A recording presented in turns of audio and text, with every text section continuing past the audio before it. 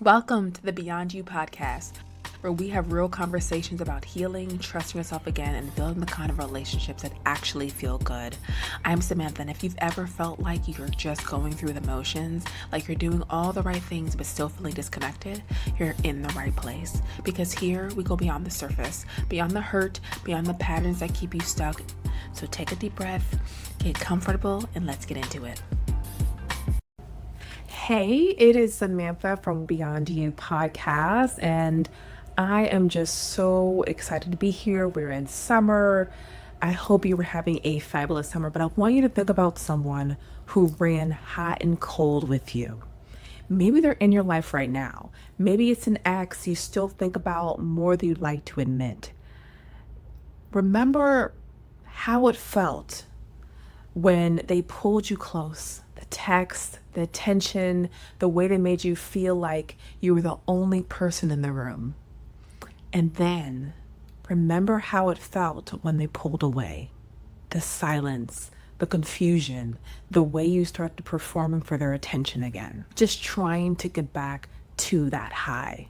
Here's the question I want you to sit with. Did that feel like love, or did it feel like a drug? And I've talked about this a lot of times in my sessions. And I really wanted to break this down because a lot of us have confused those two things. What we have done is we've called inconsistency chemistry. We've called anxiety butterflies. We've spent years chasing people who only show up halfway. And we've told ourselves it's passion when really it's a pattern.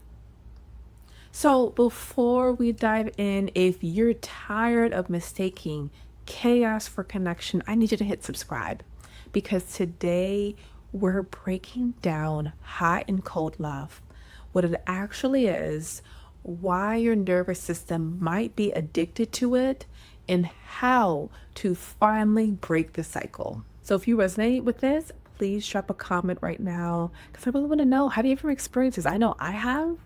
By having experienced someone's inconsistency for chemistry, because I need you to know you're not alone in this. And it's not because you're broken, I just kind of hate that word, but I know everyone uses. It's because something in you learned that this is what love looks like. So let's talk about it. So what emotionally unavailability actually looks like, over in the Moving Beyond You team, we've talked about this, now that we are expanding. So I'm so excited for that. But so first, let's just get clear on what we're actually talking about, because unavailability doesn't always look like someone who's obviously cold or distant. Sometimes it looks like the most intense, passionate connection you've ever had. And that's what makes it so challenging. So hot and cold, let me know the defining traits because that can be really misconstrued a lot of the times. The hallmark of emotional unavailability is inconsistency. 1 week, they're calling you every night, planning the future, telling you that you're different from anyone they've ever met. The next week, they're distant, short, suddenly busy, and you're left wondering what you did wrong. And here's the trap. The hot moments feel so good. It's like a high. You'll tolerate the cold ones just to get back there. So avoidant patterns. Some emotional unavailability shows up as avoidance. They pull away the moment things get real. The conversation gets deep and suddenly they need space. You bring up the relationship and they change the subject. Intimacy, emotional or physical, triggers a retreat. Just like a retreat for them, just kind of going inside themselves instead of a pull closer movement. So this isn't always intentionally cruelty. So I just want to kind of put that out there. But often closeness generally feels threatening to them, but that doesn't mean it's safe for you. So not making room for your feelings is another way to be able to tell when someone's in this kind of cold behavior. Because here's a quieter sign that's easy to miss within this. They simply don't make space for what you feel. You bring up something that hurts you and somehow the conversation shifts to their feelings instead. You express a need what happens? It gets minimized, or it's met with defensiveness instead of curiosity. So you end up comforting them about the thing that was supposed to be about you. So if you consistently just feel like your emotional world has to shrink to fit inside theirs, that's emotional unavailability.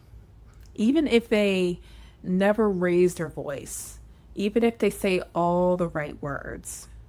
So a lot of times we don't really realize this. So tell me in the comments if you have experience on this and which patterns have you just noticed, because we just already know that we're not alone in knowing what sounds familiar in our relationships.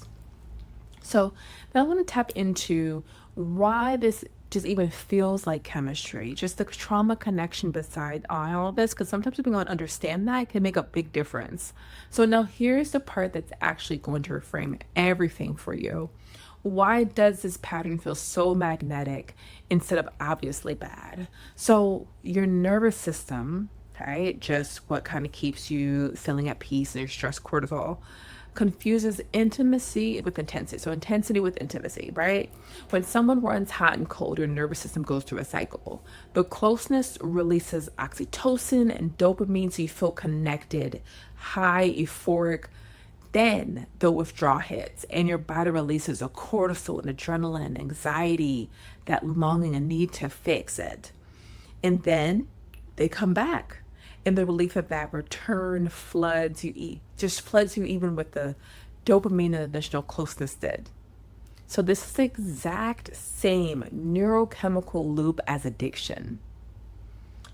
Just the variable rewards of this, right? So not knowing when the good feeling is coming, but knowing it eventually will, is what kind of keeps us in this kind of hamster wheel. And a lot of times, things like this are more addictive than the consistent rewards. That's literally how slot machines work, and it's how hot and cold relationships hook you.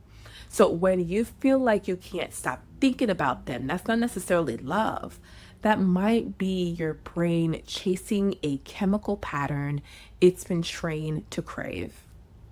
So understand, if childhood taught you love was inconsistent, this is going to feel like home, okay? For a lot of us, this pattern didn't start in our dating life. It started in childhood.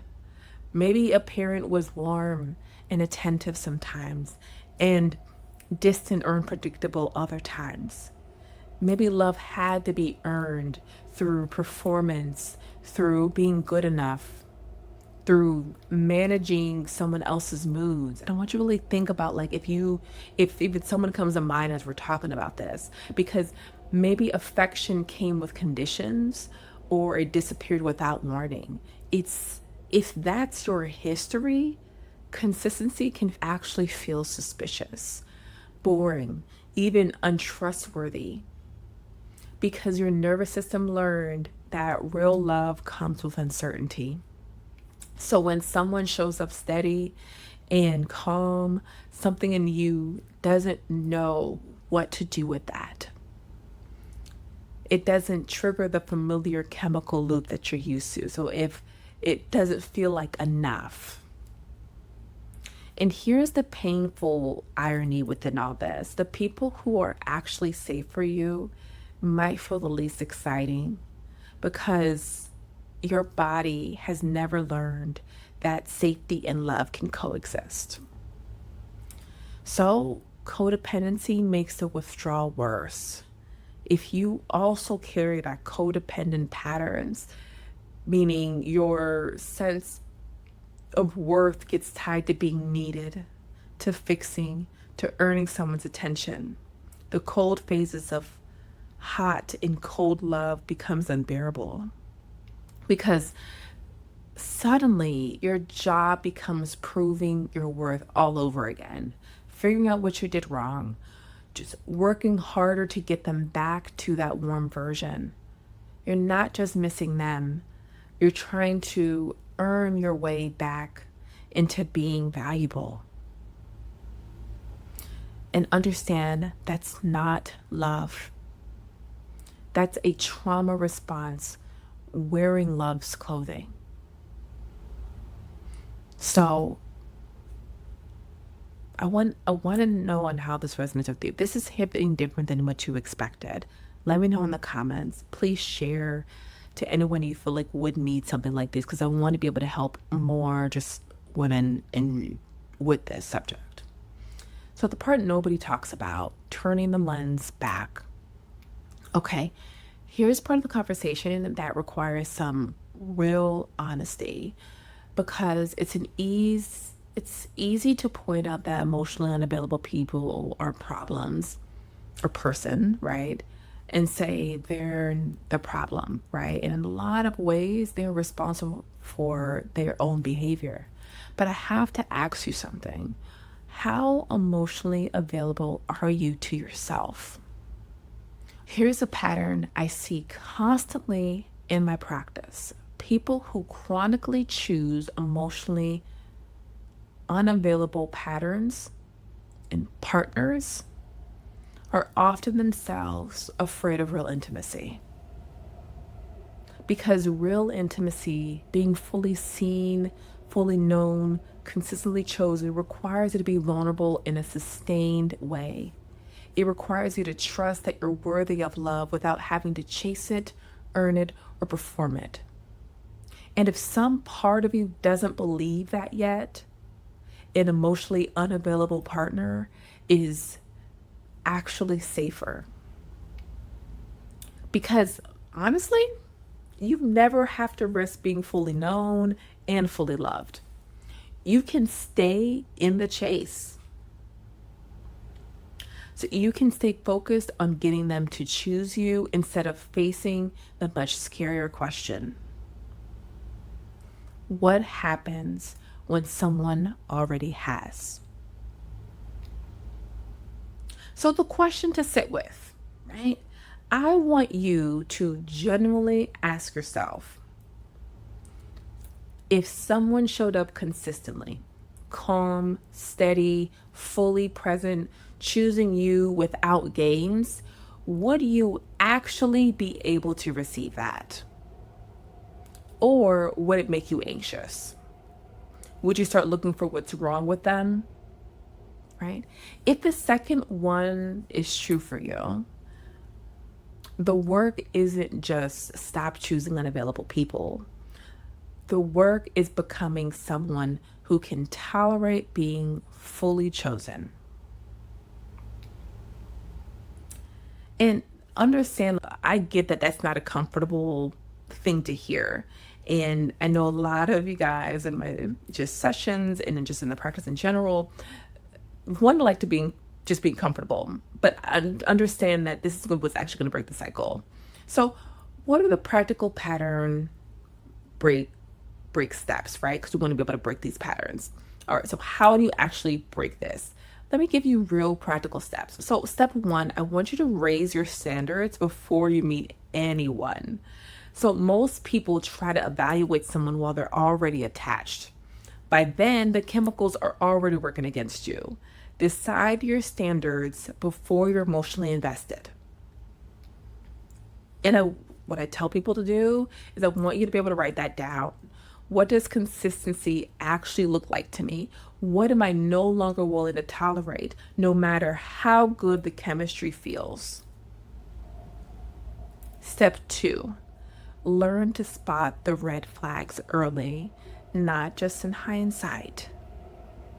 So that hot and cold behavior often shows up early, but it's easy to explain it away. Oh, they're just busy. They're just bad at texting. Maybe I'm overreacting. It's all that is gaslighting yourself, which I have an episode on that. I need to know more about that too. But I want you to track the pattern instead of the excuses. If someone is consistently inconsistent in the first few weeks, that is information, not a problem you're meant to fix or to solve, which a lot of you guys tend to do. Step three, practice tolerating calm. This is the deepest work. Practice sitting with relationships, friendships, even moments that are steady and calm without manufacturing drama or doubt. When you notice yourself feeling bored or suspicious of someone who's actually being consistent, I need you to pause. Ask, is this actually a red flag or is this just unfamiliar? Step 4, do the self work separate from dating. You cannot think your way out of a nervous system pattern. This requires real work, therapy, somatic practices, nervous system regulation. Your capacity to receive steady love has to be built before you can actually hold it when it shows up. It's not saying that you cannot date at all, right? We're not saying that. We talked about in a different episode, about 2 episodes ago, but you want to be able to make sure that you're holding capacity for that calmness, right? Step 5, once you create soft life dating rituals, set rules that protect your peace, not just your time. Things like, I don't reward inconsistency with more effort. I don't chase. I don't perform to win back attention that disappeared. You can be able to make rules for yourself. I match energy instead of overriding my own intuition to keep the relationship alive. You can be able to decide what your own rules are in this space and really seeing what that is and having that standard though, right? So if it's something where if someone's inconsistent or just give them, what's up or how you doing? Like, you're not going to respond to that. You just keep it moving. Okay. So here's what I need you to walk away with though. You weren't drawn to hot and cold love because something was wrong with you. You were drawn to it because somewhere along the way, your nervous system learned that inconsistency is what love feels like. And over this channel, we are getting rid of that, right? This podcast is going to help you work through those things. If you need extra work, we have a team of people that can be able to help you through this process. But patterns can be interrupted. They're not your destiny. And the deeper work isn't just learning to spot red flags in other people. Okay, it's learning to become someone who can actually receive steady, consistent, fully present love without running from it. That is the real freedom, not just avoiding the wrong people, but becoming able to stay when the right one shows up. So here's what I just need from you. I definitely want you to be able to share this episode. I appreciate each one of you guys who come and tells me how you really enjoyed the episode or liking and commenting and sharing, because I want to be able to touch more people and get to our 1,000 by the end of this year. And you can always tag me at I am Samantha on Instagram, and let's normalize naming these patterns instead of romanticizing it, right? And let me know, what did you resonate with within this episode? What do you want to see next? Subscribe if you haven't. These conversations are so needed, and these conversations that name was actually happening underneath the surface. So this is what we do here. So know that we have behind the scenes the Beyond You podcast over at the Gentle Samantha LPC on Substack, because I definitely want you to get up each week to have things for you. And our newsletters are so always packed with advice that is straight I love letter to you each and every week. So make sure you sign up for that. Know that I have the I Miss Me journal as well, if you want to be able to just get back to rediscovering you. So I'm just so excited for you and what you're doing within your life. And I just want you to stay just present with yourself through this journey. If you have any questions for me, let me know below. We make sure to answer each and every person as much as we can. So deep breath with me, because I want you to be able to say this. Hand over your heart. Chaos is not chemistry. Inconsistency is not love. I'm allowed to want steady, consistent care, and I am capable of learning to receive it, even if that feels unfamiliar right now. You don't have to keep chasing the high of getting someone back. You're allowed to want the version of love that doesn't require you to earn it back every single week. That's exhausting. Girl, I know it's exhausting. So take care of that brave, deserving heart, and I'll see you next week.